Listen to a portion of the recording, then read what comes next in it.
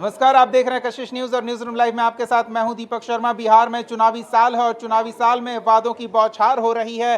तेजस्वी यादव महिलाओं के लिए माई बहन मान योजना की घोषणा कर चुके थे और अब कांग्रेस ने भी औपचारिक तौर पर इस तेजस्वी यादव के घोषणा के प्रति समर्थन व्यक्त किया है। और इतना ही नहीं, ये सुनिश्चित करते हुए दावा किया है कांग्रेस ने कि अगर महागठबंधन की सरकार बनी तो माई बहन मान योजना के तहत 2500 रुपए हर महिला को उपलब्ध कराया जाएगा और इसके लिए महिला एक फोन नंबर पर मिस कॉल करके अपना रजिस्ट्रेशन करा सकती हैं अभी से ही।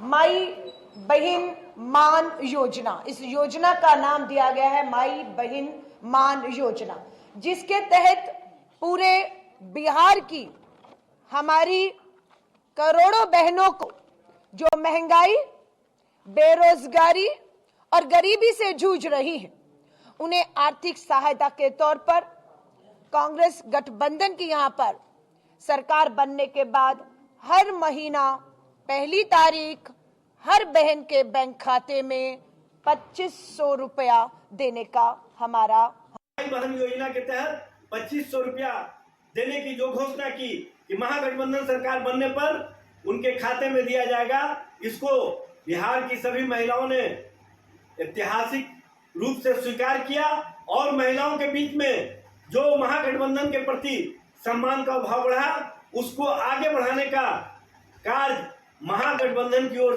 कांग्रेस ने आज राजद से अलग होकर माई बहन योजना को लॉन्च किया। दरअसल दोनों दल स्वार्थ में अंधे हो चुके हैं, क्रेडिट लेने की होड़ में एक दूसरे से नूरा कुश्ती कर रहे हैं। क्या बताएंगे ये कि दोनों दल 25-25 रुपये बिहार की जनता को अलग अलग देंगे? 5000 रुपये मिलेगा बिहार की महिलाओं को, माता बहनों को। ये सिर्फ और सिर्फ झांसा देने का काम करते हैं।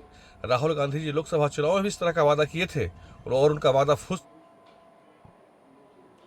दरअसल बिहार की सियासत में जो आधी आबादी है वो महिलाओं के साथ जुड़ी हुई है, ऐसी सियासी मान्यता है। और इस आधी आबादी को अपने साथ लाने के लिए महागठबंधन एक ट्रायलिंग नहीं बल्कि एक टेस्टेड फॉर्मूला अपना रही है। ये टेस्टेड फॉर्मूला झारखंड में टेस्ट किया गया था और वहां इसका सक्सेसफुल परिणाम आया था।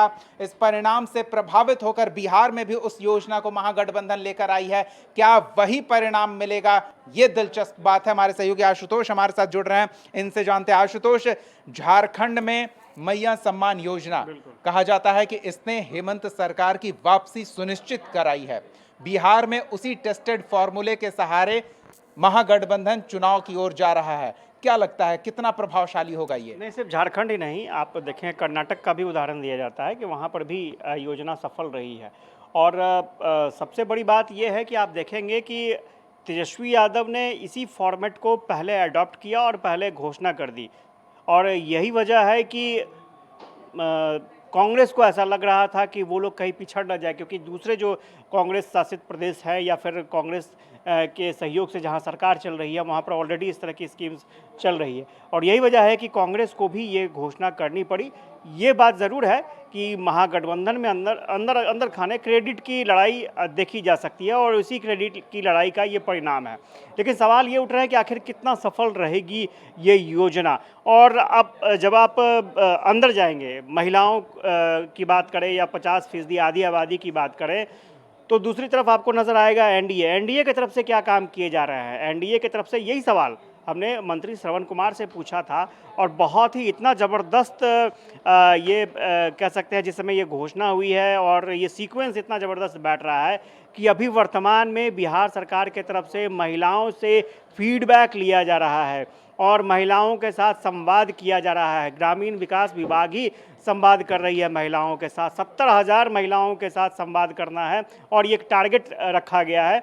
और उस संवाद में सिर्फ संवाद ही नहीं होगा, उनकी परेशानी भी जानी जाएगी और उस परेशानी का क्या हल निकल सकता है उसके बारे में भी चर्चा होगी और विस्तार पूर्वक चर्चा होगी और लिखित रूप में डॉक्यूमेंट भी आएगा। महागठबंधन के इस वार के काट के तौर पर हम उम्मीद करें कि अब नीतीश कुमार जीविका से भी एक कदम आगे जाने वाले हैं, क्योंकि इस जीविका कार्यक्रम ने महिलाओं को सशक्त बनाया है, नीतीश कुमार के साथ उनके जुड़ाव को मजबूत किया है। तो अब उसमें कहीं ना कहीं कुछ कमजोरी क्या है? एक कदम आगे सरकार बढ़ चुकी है। आपने देखा होगा कि पिछले कैबिनेट की बैठक में जीविका दीदियों को लोन प्रोवाइड करने के लिए एक अलग से बैंक का गठन करने का फैसला ले लिया गया है।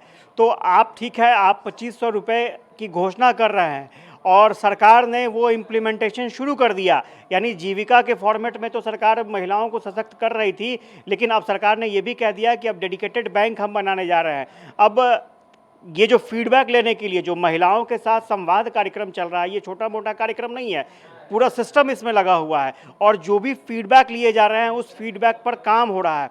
यानी ऐसा नहीं है कि आप निश्चिंत हो जाएंगे कि हमने घोषणा कर दी और उस घोषणा को लेकर के महिलाएं सीधा वोट करने लगेंगी, क्योंकि सरकार ने उसका काट खोजा और पहले से ही, क्योंकि इससे पहले तेजस्वी यादव ने घोषणा कर दी थी और उसी के आधार पर काम शुरू हुआ और महिला संवाद योजना निकली और महिलाओं के साथ संवाद कार्यक्रम शुरू हो गया है। कांग्रेस ने एक कदम आगे बढ़ते हुए इसमें ये किया है कि एक नंबर कांग्रेस की तरफ से जारी किया गया है और जो भी महिलाएं चाहती हैं कि इंडिया गठबंधन की सरकार बने तो उसके बाद उन्हें ये योजना मिले, इस योजना का लाभ मिले। इसके लिए ऑलरेडी कांग्रेस ने फॉर्म भरवाने की प्रक्रिया शुरू की है, मिस कॉल दिलवाने की प्रक्रिया शुरू की है और कांग्रेस इसके जरिए फीडबैक भी लेगी कि कितनी प्रतिशत महिलाएं जो हैं वो कांग्रेस की इस स्कीम के साथ नजर आती हैं। तो कांग्रेस को एक फीडबैक, एक आंकड़ा मिल जाएगा संभावित। बहुत बहुत धन्यवाद आशुतोष इस तमाम जानकारी के लिए। तो कांग्रेस का फोन नंबर जारी करना देखा जा सकता है कि कांग्रेस को यह पता चल जाए कि उसकी इस योजना से लाभान्वित होने वाले महिला महागठबंधन खेमे के साथ जुड़ने को कितने इच्छुक हैं और ये संख्या बल इस योजना के आगे क्या कुछ घोषणा की जा सकती है उसका एक प्रभावी कारण बन सकता है। हमारी नजर बनी रहेगी।